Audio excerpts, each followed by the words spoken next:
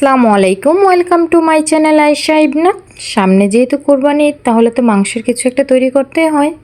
তো আমি আজ আপনাদের জন্য রান্না করব গরুর মাংসের আচার। আর এটা কিন্তু খুবই মজাদার একটি আচার, খুবই লোভনীয়। প্রথমে আমি এখানে 1 কেজি পরিমাণ চর্বি সহ গরুর মাংস নিয়েছি। এটাকে একটু ছোট করে কেটে নেবেন, এতে করে ভালো হয়। এরপর যে প্যানটার মধ্যে রান্না করব, সরাসরি সেই প্যানের মধ্যে আমি মাংসগুলো ঢেলে দেব। তো এখন এক এক করে আমি মশলাগুলো দিয়ে দিব। এখানে 1 চা চামচ হলুদের গুঁড়ো, 1 চা চামচ মরিচের গুঁড়ো, আর 1/2 চা চামচ ধনিয়ার গুঁড়ো, 1/2 চা চামচ জিরে গুঁড়ো, আর 1 চা চামচ গরম মশলার গুঁড়ো। আর দিয়ে দিব স্বাদ অনুযায়ী কিছুটা লবণ, প্রায় 1/2 চামচের মতো আমার এখানে আছে। আর দিয়ে দিচ্ছি প্রায় 2 চা চামচের মতো আদা রসুন বাটা, আর দিয়ে দেবো 1/2 কাপের মতো সরিষার তেল।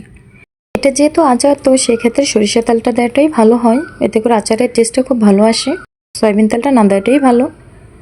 তো তেলটা দেওয়া হয়ে গেলে আমি একটি চামচের সাহায্যে মাংস আর মশলাটা ভালো করে মিশিয়ে নিচ্ছি। এক্ষেত্রে আপনারা হাত দিয়ে মাখাতে পারেন, তো আমি চামচের সাহায্যেই মাখিয়ে নিচ্ছি। তো এই পর্যায়ে আমি 1/2 কাপের মতো পানি দিয়ে দিচ্ছি। পানি দিয়ে একেবারে চুলায় চলে যাচ্ছি।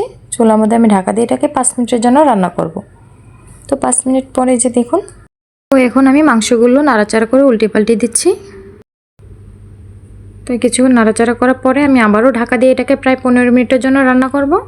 এতে করে মাংসটা সিদ্ধ হয়ে যাবে। যে দেখুন, 15 মিনিট পর আমার মাংসগুলো ঠিক এই অবস্থায় আছে। পানিগুলো কিন্তু একদমই শুকিয়ে গেছে, তেলগুলো বেশি উঠেছে। এই পর্যায়ে আমি এটাকে বেশ কিছুক্ষণ রান্না করব, কালারটা চেঞ্জ হওয়া না পর্যন্ত। এই যে দেখুন, কালারটা আমার চলে আসছে। তো এখন আমি এটাকে বাগার দেব। তো বাগারের জন্য আমি একটি প্যান বসিয়ে দিলাম, তার মধ্যে 1 কাপের মতো সরিষার তেল দিয়ে দিয়েছি। 8-9টা মতো শুকনো মরিচ দিয়েছি, 4 টুকরা এলাচ, 4টা দারচিনি, 7-8টা লং দিয়ে একটু ভালো করে ভেজে নেব। প্রায় 1 মিনিটের মতো এটাকে ভাজবো। তো এই পর্যায়ে আমি রসুনের কোয়া দিয়ে দিব। এখানে প্রায় 3টি বড় সাইজের রসুন আছে। আমি এখন 1 মিনিটের মতো এটাকে ভেজে নিচ্ছি। তো 1 মিনিট পরে আমি মাংসগুলো সম্পূর্ণ তেলের মধ্যে ঢেলে দিচ্ছি। তো মাংসগুলো ঢালা হয়ে গেলে আমি একটি খুন্তির সাহায্যে এটাকে ভালো করে নাড়াচাড়া করে তেল আর মাংসটাকে মিশিয়ে নিচ্ছি। তো এটাকে সম্পূর্ণ ভাজা ভাজা করে নেব। আমি প্রায় 5 মিনিটের মতো এটাকে জাল করে নিচ্ছি। আর দিয়ে দিচ্ছি 4 টুকরো তেজপাতা। তেজপাতাটা দিয়ে প্রায় কিছুক্ষণ এটাকে ভেজে নিব। তো আমার ভাজা প্রায় কমপ্লিট। এই যে দেখুন, আমার কিন্তু ভাজা হয়েছে, মাংসের কালারটাও চলে আসছে। তো এই পর্যায়ে আমি 1/2 চা চামচ পাঁচফোড়ন আর একটি শুকনো মরিচ হালকা একটু গ্রাইন্ড করে সেটাকে সম্পূর্ণ ফাঁকিটা দিয়ে দিচ্ছি। এটাকে আধা ভাঙা করে নেবেন, তাতে গ্রানটা ভালো আসে। আর পাঁচফোড়নটা অবশ্যই দেওয়ার চেষ্টা করবেন, তাহলে আচারের গ্রানটা সম্পূর্ণ চলে আসে। তো এখন 1 মিনিটের মতো আমি এটাকে জাল করে নিয়ে আমি চুলার জালটা বন্ধ করে দিচ্ছি। একটি বাটি নিয়ে নিচ্ছি, আর তার মধ্যে আমি সম্পূর্ণ আচারটুকু ঢেলে দিচ্ছি।